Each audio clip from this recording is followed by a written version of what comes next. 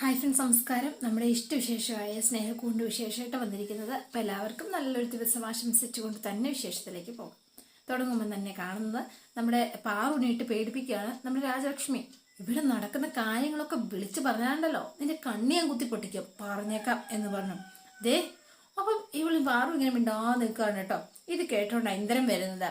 സൂക്ഷിച്ചും കണ്ട് നടന്ന നിനക്ക് കൊള്ളാം, ഇല്ലെങ്കിലുണ്ടല്ലോ എന്റെ താഴെ. സത്യം പറഞ്ഞാ നിന്നെ കാണുമ്പോ എനിക്ക് അവളെയാ ഓർമ്മ വരുന്നത്, ആ പല്ലിയെ എന്ന് പറഞ്ഞു. എന്താ അമ്മ ഇത് എന്ന് ചോദിച്ചുകൊണ്ടാണ് ഇന്ദ്രൻ അങ്ങോട്ടേക്ക് വരുന്നത്. ഇതെന്താ അമ്മ ഇങ്ങനെ സംസാരിക്കുന്നത്, വളരെ മോശമായി പോന്നു എന്നൊക്കെ പറഞ്ഞുകൊണ്ടാണ് ഇന്ദ്രന്റെ വരവ്. ദേ ഞാനൊരു കാര്യം പറയട്ടെ, എന്താന്ന് വെച്ചാൽ നീ അങ്ങ് പറ, ഞാൻ കേക്കാം. അതെ അമ്മേ, എന്തിനാ പാറുവിനോട് ഇങ്ങനെ ദേഷ്യം കാണിക്കുന്നത്? അവൾ എന്ത് തെറ്റ് ചെയ്തിട്ടാ എന്ന് ചോദിച്ചു. ഞാൻ എൻ്റെ ചേച്ചിയെ വിളിച്ചതിനാ. ഷു എന്ന് പറഞ്ഞു. മഹാപാപം അല്ലേ അത്? ചേച്ചിയെ വിളിച്ചാലിപ്പോ എന്താ കുഴപ്പം? എനിക്കിഷ്ടല്ല. ഇനി മുതൽ ഇവൾ ഇവിടുത്തെയാ, അതുകൊണ്ട് ആ വീടിനോടല്ല ഈ വീടിനോട് വേണം കൂറ് കാണിക്കാൻ.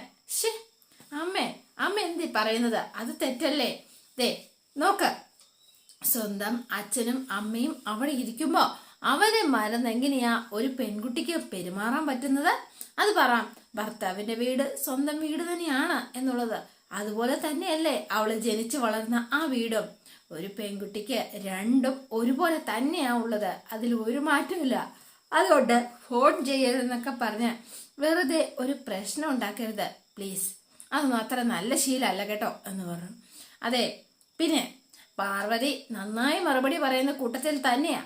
അങ്ങനെ ചെയ്യാത്തത് അത് അമ്മയോട് ബഹുമാനം ഉള്ളതുകൊണ്ടാണ്. പിന്നെ അറിയാലോ, അവളുടെ ക്ഷമ അമ്മ പോയി പരീക്ഷിക്കാൻ നിൽക്കരുത്, അതായിരിക്കും നല്ലത്.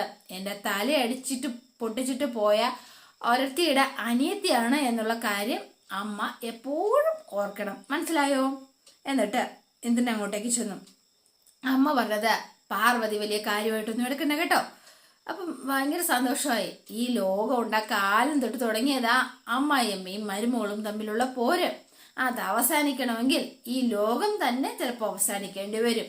പാർവതി പൊക്കോ എന്ന് പറഞ്ഞു. അപ്പൊ പാറു പോകാൻ തുടങ്ങിയപ്പം പിന്നെ ദേ അമ്മയെ ഞാൻ പറഞ്ഞ് മനസ്സിലാക്കിക്കോളാം. ഇനിയിപ്പോ ഈ കാര്യം ചെന്ന് നേരെ വിശ്വനോട് ചെന്ന് പറയാൻ നിൽക്കണ്ട.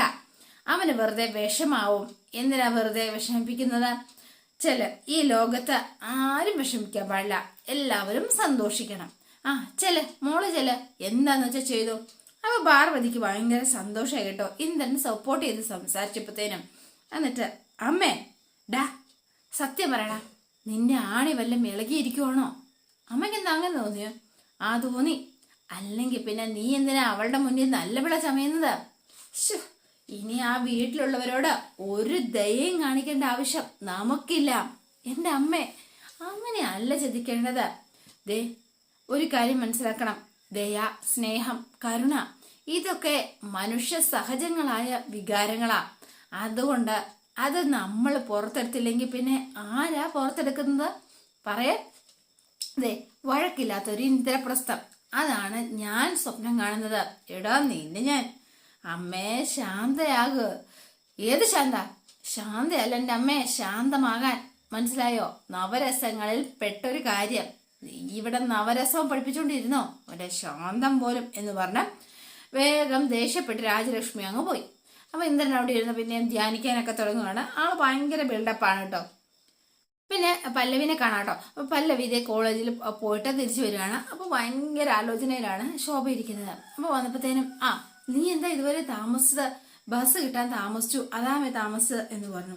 അപ്പൊ ശോഭയ്ക്ക് എന്തോ ഭയങ്കര ടെൻഷൻ ഉള്ളതുപോലെ ഇങ്ങനെ ഇരിക്കുക കേട്ടോ. അതെ, നാളെ സേതുവേട്ടനോടൊപ്പം അമ്മയെ കാണാൻ പോയാലോ എന്ന് ആലോചിക്കാം. അതിന് നിനക്ക് ലീവ് കിട്ടുമോ? അറിയില്ല, കോളേജിൽ ഒരുപാട് മാറ്റങ്ങളുണ്ട്. പ്രിൻസിപ്പൽ ഇപ്പൊ വേറെ ആളാ. വെക്കേഷൻ ആയതുകൊണ്ട് പഴയ സ്റ്റാഫൊന്നും തൽക്കാലം ഇല്ല, അതുകൊണ്ട് ലീവ് തരും എന്നാ തോന്നുന്നത്. അമ്മയെ അന്വേഷിച്ചു പോകുന്നതില് എനിക്കെന്തോ ഒരു സുഖക്കുറവ് തോന്നുന്നുണ്ട് മോളെ. ഒരു കാലത്ത് സേതുവിനെ കളഞ്ഞിട്ട് പോയതല്ലേ ആ സ്ത്രീ. ഇപ്പൊ ചെന്ന സത്യത്തില് സേതുവിനെ സ്വീകരിക്കുവോ? അവര് സ്വീകരിച്ചാലും ഇല്ലെങ്കിലും അവരെ കണ്ടുപിടിച്ചല്ലേ പറ്റൂ. അവരുടെ വിഷമം തീർക്കണം എന്നല്ലേ ജോത്സര് പറഞ്ഞത്? ആരായി വിഷമുണ്ടാക്കിയത്? അമ്മ തന്നെയല്ലേ? എന്താ ശരിയല്ലേ? ഭർത്താവ് ഉപേക്ഷിക്കുകയോ ഭർത്താവിനാൽ ഉപേക്ഷിക്കപ്പെടുകയോ ചെയ്യാം, സ്വന്തം കുഞ്ഞിനെ എന്തുകൊണ്ട് അവർ കൂടെ കൊണ്ടുപോയില്ല? എന്തിനവർ ഉപേക്ഷിച്ചു കളഞ്ഞോ? അവരത് ചെയ്തതുകൊണ്ട് അനുഭവിച്ചത് മുഴുവൻ ആരാ? അച്ഛനും അമ്മയും ഇല്ലാതെ വളരേണ്ടി വന്നില്ലേ ആ പാവം സേതുവിന്? അത് എന്തുമാത്രം അനുഭവിച്ചു? അന്ന് തൊട്ട് ഇന്ന് വരെ അവര് എന്നെങ്കിലും സേതുവിനെ അന്വേഷിച്ചോ? നല്ല മനസ്സുള്ള ഒരാള് അങ്ങനെ ചെയ്യില്ല. അവരുടെ അവസ്ഥ എന്താന്ന് നമുക്കറിയില്ലല്ലോ അമ്മേ എന്ന് പറഞ്ഞു. സേതുവേട്ടനോട് സ്വീകരിക്കാൻ പറ്റാത്തൊരു സാഹചര്യമായിരുന്നുവെങ്കിലോ? സാഹചര്യം എന്ത് തന്നെയായാലും അവരമ്മയില്ലേ. അങ്ങനെ സേതുവിനെ ഉപേക്ഷിച്ചു പോയ അവർക്കൊപ്പം നിൽക്കാൻ ഞാൻ ഒരിക്കലും തയ്യാറല്ല എന്ന് പറഞ്ഞു. കുഞ്ഞിനെ ഉപേക്ഷിക്കുന്ന അമ്മമാരെ അംഗീകരിക്കാൻ എനിക്ക് പറ്റില്ല പല്ലവി.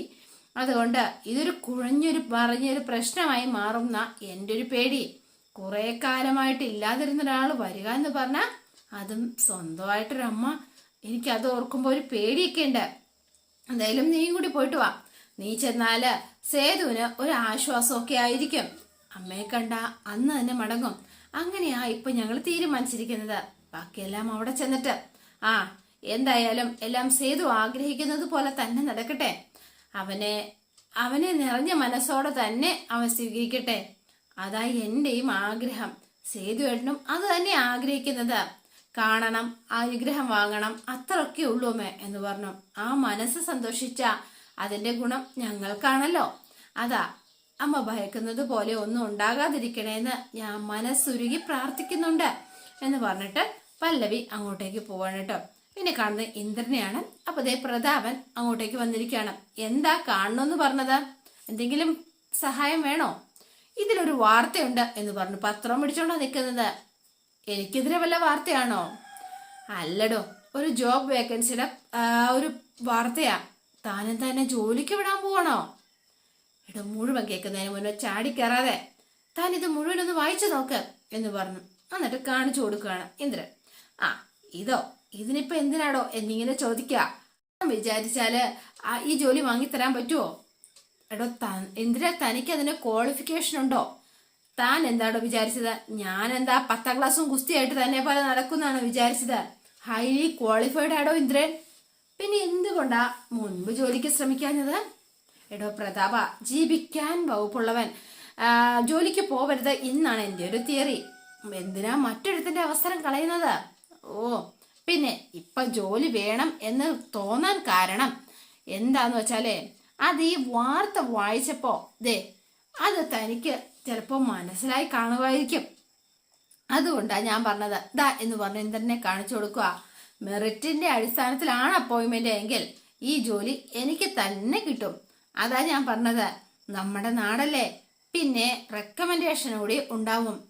അതാ ഞാൻ പറഞ്ഞത്. അങ്ങനെ ഒരു റെക്കമെൻഡേഷൻ എനിക്കുമുണ്ട് എങ്കിൽ എനിക്കും നല്ലത് തന്നെയല്ലേ. താനൊന്ന് റെക്കമെൻഡേഷൻ ചെയ്യണം. അതിനാ തന്നോട് സഹായിക്കാൻ പറഞ്ഞത്. തനിക്കാവുമ്പോ രാഷ്ട്രീയ ബന്ധങ്ങൾ ഉപയോഗിക്കാൻ പറ്റുമല്ലോ. സ്വാധീനം, മനസ്സിലായോ? ഈ 3 അക്ഷരത്തിലാണോ ഇപ്പൊ എല്ലാം കിടക്കുന്നത്? എടോ, തനിക്ക് പറ്റും. എന്താ?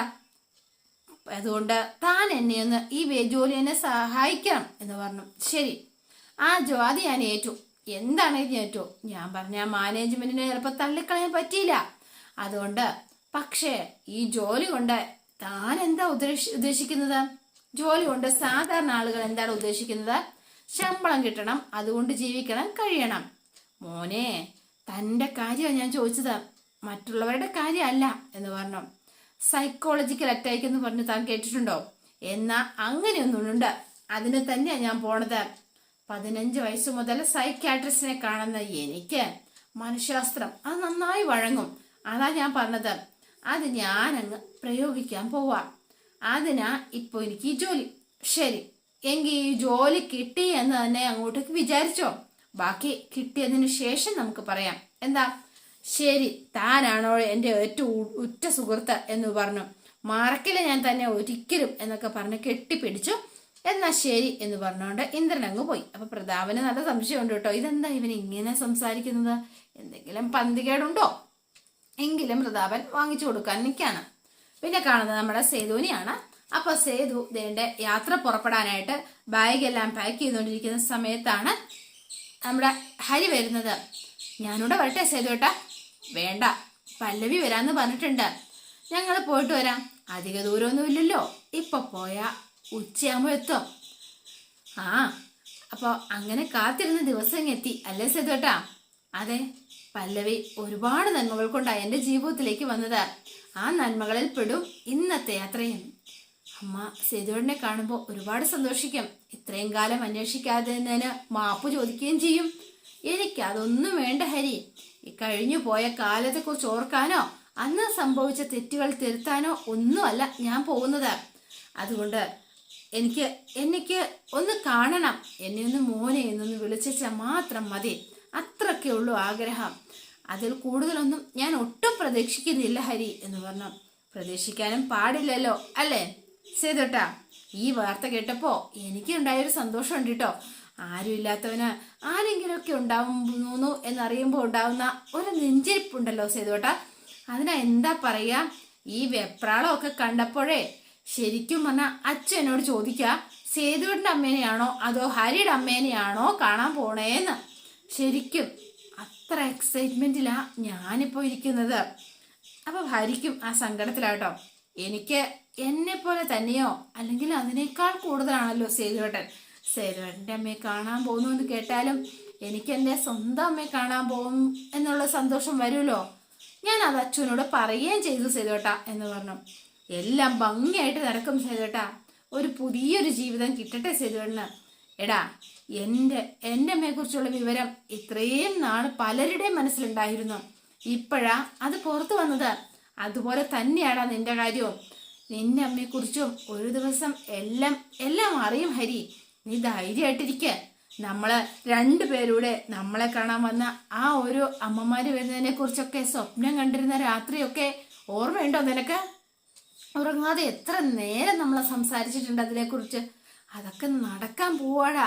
നോക്കിക്കോ, നമ്മുടെ എല്ലാ വിഷമങ്ങളും ഇതോടെ തീരും, ഉറപ്പ്. അതിന്റെ തുടക്കമാ ദേ ഈ യാത്ര എന്ന് പറഞ്ഞ് രണ്ടുപേരും കെട്ടിപ്പിടിച്ച് ഭയങ്കര സന്തോഷത്തിൽ നിൽക്കുകയാണ് കേട്ടോ. പിന്നെ കാണുന്നത് നമ്മുടെ ഋതുവിനെയാണ്. അപ്പൊ ഋതു ദേണ്ട യോഗയൊക്കെ അഭ്യസിക്കാനും അതുപോലെ തന്നെ മെഡിറ്റേഷൻ ചെയ്യാനുമായിട്ട് ഒരു മഠത്തിലേക്ക് എത്തിയിരിക്കുകയാണ്. ഒരാൾ വന്നു, ഒരാളങ്ങോട്ട് വന്നപ്പോഴത്തേനും കുറച്ച് പേരുണ്ട് കേട്ടോ. ഇന്ന് മുതലാണ് ക്യാമ്പ് ആരംഭിക്കുന്നത്. നമ്മൾ ഔദ്യോഗികമായി ആരംഭിക്കുന്നു. ധ്യാനത്തിലൂടെ ആത്മശാന്തി. അതാണ് ജീവിതത്തിൽ പല പല പ്രശ്നങ്ങൾ നേരിടുന്ന ആൾക്കാരാണ് നമ്മൾ ഓരോരുത്തരും. അത്തരം പ്രഷ്യസ് സിറ്റുവേഷനെ ഓവർകം ചെയ്യാൻ പലപ്പോഴും നമ്മൾക്ക് കഴിയാറില്ല എന്നുള്ളതാ സത്യം. 3 എസ്സുകളാണ് നമുക്ക് എല്ലാ രോഗങ്ങളും ഉണ്ടാക്കിയെടുക്കുന്നത് എന്ന് പറയാം. Smoking, smalling and stress. ഇതിൽ സ്ട്രെസ്സിനെ മെരുക്കാൻ സാധിച്ചാൽ അതിനാണ് നമ്മൾ ഈ ക്യാമ്പിലൂടെ അന്വേഷിക്കുന്നത് എന്ന് പറഞ്ഞു. അതെ, സ്ട്രെസ് മെരുകിക്കഴിഞ്ഞാൽ ബാക്കി 2 എസ്സുകളും മെരുക്കപ്പെടും. മനസ്സിലാവുന്നുണ്ടോ എല്ലാവർക്കും എന്ന് ചോദിച്ചു. ഈ സമയത്താണ് നമ്മുടെ ഇന്ദ്രൻ അങ്ങോട്ടേക്ക് കയറി വരുന്നത് കേട്ടോ. ഇന്ദ്രനോടെ ആ കൂട്ടത്തിൽ ജോയിൻ ചെയ്യാണ്. ക്യാമ്പിന്റെ ഉദ്ഘാടനം ഈ പതാക ഉയർത്തിയാണ് നിർവഹിക്കുന്നത്. ആ പതാക ഉയർത്താനായിട്ട് നിങ്ങളിൽ ആരെങ്കിലും ഒരാളെ ക്ഷണിക്കുന്നു. യു എന്ന് പറഞ്ഞ് ഒരാളെ അങ്ങോട്ടേക്ക് വിളിക്കുകയാണ് കേട്ടോ. അപ്പൊ അതേണ്ട നമ്മുടെ ഋതുവും ഇന്ദ്രനും ആ കൂടെ ജോയിൻ ചെയ്യാണ്. ഇന്ദ്രനെ കണ്ടപ്പോഴത്തേനും പെട്ടെന്ന് ഋതുവിന് ദേഷ്യമൊന്നുമല്ല വന്നത്, ഒന്ന് ചിരിച്ചു, അത്രമാത്രം. എന്നിട്ട് ഇവര് പതാകയൊക്കെ ഉയർത്തി എല്ലാ കാര്യങ്ങളും സെറ്റ് ചെയ്ത് ഇങ്ങനെ എടുക്കുകയാണ്. പതാക കുടുങ്ങി. അപ്പൊ പിന്നെ പതാകയുടെ ഇത് വിടരുന്നൊന്നുമില്ല കേട്ടോ. അയ്യോ ലക്ഷണക്കേടാണല്ലോ, ഇനി എന്ത് ചെയ്യും എന്ന് പറഞ്ഞു. ബാഡ് ലക്ക് ആണല്ലോ എന്ന് അദ്ദേഹം ഇങ്ങനെ പറഞ്ഞപ്പോഴത്തേനും ഇന്ദ്രൻ മേ ആയി എന്ന് ചോദിച്ചു. യെസ്. അല്ല, താങ്കൾ എന്ത് ചെയ്യാനാണ്? പതാക മേളിൽ കൊടുക്കുന്നത് വളരെ മോശമായിട്ടുള്ളൊരു ഇതാണല്ലോ, എങ്ങനെയെങ്കിലും അഴിച്ചേ പറ്റുള്ളൂ. അപ്പൊ പിന്നെ ഈ ഇടയ്ക്ക് കുടുങ്ങുകയും ചെയ്തു. ഇവിടെ ഇത്രയും പൊക്കമുള്ള ഏണിയൊന്നുമില്ല എന്ന് അദ്ദേഹം പറയാണ്. പക്ഷെ എങ്ങനെ അഴിക്കും? അത് എനിക്ക് വിട്ടേക്ക്, ഞാൻ ചെയ്യാം. എങ്ങനെ? ഐ വിൽ കം ബാക്ക് എന്ന് പറഞ്ഞുകൊണ്ട് ഇന്ദ്രൻ നേരെ അപ്പുറത്തേക്ക് മാറിപ്പോവാണ് കേട്ടോ. ഇനി എന്ത് ചെയ്തിട്ടാണ് ഇത് അഴിക്കാൻ പോണെന്ന് അറിയില്ല. അപ്പൊ ഇദ്ദേഹം എന്താ പറയാ, പതാക ഉയർത്താൻ പറഞ്ഞ അവൻ ആകെ ബാഡ് ലക്കായിട്ട് ഇങ്ങനെ മാറി നിൽക്കുകയാണ്. എന്ത് ചെയ്യണം എന്നറിയാതെ. അപ്പൊ ഋതു ഇതെല്ലാം കണ്ടുകൊണ്ട് നിൽക്കുന്നു കേട്ടോ. ഈ സമയത്താണ് വേണ്ട ഒരു നിലവിളക്കൊക്കെ കത്തിച്ചുകൊണ്ട് ഇന്ദ്രൻ അങ്ങോട്ടേക്ക് വരുന്നത്. അതെ ഗുരുജി, പതാക കുടുങ്ങിയാൽ എന്തിനാ നിലവിളക്ക്? തമസോമ ജ്യോതിർഗമയ എന്നാണല്ലോ. ദേ നോക്ക്. അപ്പൊ പതാക കുടുങ്ങിപ്പോയില്ലേ ഗുരുജി? അതിനി അഴിച്ചെടുക്കണമെങ്കിൽ പൊക്കമുള്ള ഏണി വല്ലതും വേണ്ടേ? നമുക്കെന്താ ആവശ്യം? ക്യാമ്പ് നമുക്ക് ഒഫീഷ്യലായിട്ട് ഉദ്ഘാടനം ചെയ്യണം, അത്രയല്ലേ ഉള്ളൂ. ദാ നിലവിളക്ക് കൊടുത്താലും ആ ഉദ്ഘാടനം നടക്കുമല്ലോ. അതല്ലേ ഗുരുജി അതിന്റെ ഒരു ശരി. യു ആർ സോ ഇന്റലിജന്റ് എന്ന് പറഞ്ഞു. ഒന്നുമില്ല ഗുരുജി, ഒരു പ്രശ്നം വന്നു, അപ്പോ നമ്മളത് പരിഹരിക്കാൻ തീരുമാനിക്കുന്നു. ആ തീരുമാനം എത്രത്തോളം തീവ്രമാണ്, എത്രത്തോളം ആത്മാർത്ഥമാണ്, അത്രത്തോളം വിജയിക്കാനുള്ള സാധ്യതയും കൂടും, വഴിയും തെളിയും. That's it. ശരിയല്ലേ ഋതിക? എനിക്കറിയില്ല എന്ന് പറഞ്ഞു ഋതു. അതെ, എന്നാ എനിക്കറിയാം. എൻ്റെ ഇത്രയും കാലത്തെ ജീവിതത്തിൽ എക്സ്പീരിയൻസും ഉണ്ട്, ഞാൻ പഠിച്ച പാഠവാത്. അതാ ഞാൻ പറഞ്ഞത്. അപ്പൊ പിന്നെ നമുക്ക് വൈകിക്കണ്ട, വിളക്ക് എത്തിച്ചാലോ ഗുരുജി? വെറുതെ ഉദ്ഘാടനം വൈകിക്കണ്ടല്ലോ. എന്താ?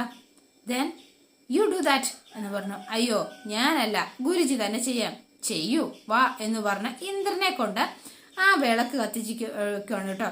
ആഹാ, എന്താ പെർഫോമൻസ്! അപ്പം ഇന്ദ്രൻ നല്ല അടിപൊളിയായിട്ട് എല്ലാവരുടെ മുന്നിലും നല്ലൊരു ക്ലീൻ ചീട്ട് ഉണ്ടാക്കി എടുത്തിട്ടുണ്ട് കേട്ടോ, പ്രത്യേകിച്ച് ഋതികയുടെ മുന്നിൽ. അതോടെയാണ് ഇന്നത്തെ വിശേഷം അവസാനിക്കുന്നത്. ഇനി നാളത്തെ വിശേഷം ഇതിലും ഗംഭീരമാണ്. എല്ലാവരും വെയിറ്റ് ചെയ്യുക. ഇഷ്ടപ്പെട്ടുവെങ്കിൽ ലൈക്ക് ചെയ്യാനും ഷെയർ ചെയ്യാനും മറക്കല്ലേ.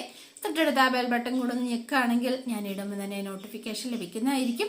പുതുപുത്ത വിശേഷമായിട്ട് എത്താം. Bye and see U.